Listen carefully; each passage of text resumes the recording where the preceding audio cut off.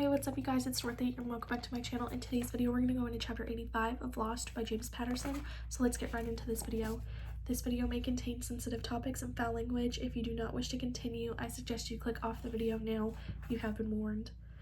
They took the tattooed kid's advice and started searching south of the port. It was now stretching into the afternoon, but Hannah was far too panicked about her daughter to give up.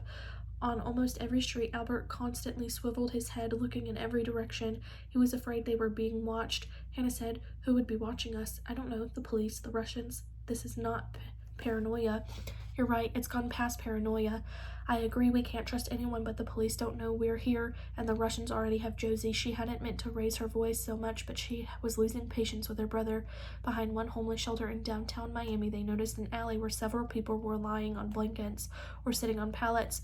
Hannah couldn't pass it by. When she stepped into the alley, the first thing she saw was a man who had been savagely beaten recently. He was holding a bloody towel to his forehead.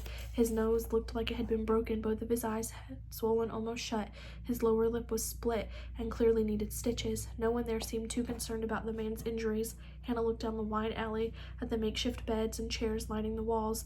A rat crossed the uneven asphalt with no fear of the humans. The smell of urine and alcohol washed over her. She gave an involuntary shudder. She looked up at the 6-story building with cheap air conditions jammed into its windows. This was not where the rich people on Miami lived. A round-faced older black man wearing a red military beret with the emblem ripped off looked up at her from his seat. She stepped over to him and said, "Excuse me, we're looking for a missing girl." She held up her phone with the picture of Magda.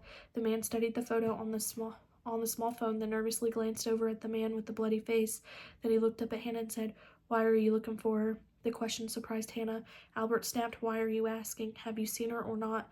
The older man studied the photo for a moment, then said, "No, young woman, come here. You might want to check over on Miami Avenue. That's where most of the runaways go." Albert stared at the old man, trying to intimidate him. The man in the beret gestured at the bloody man and said, "A nasty Russian dude has already been here looking for her. She's a popular young woman. Good luck." Hannah nodded her thanks.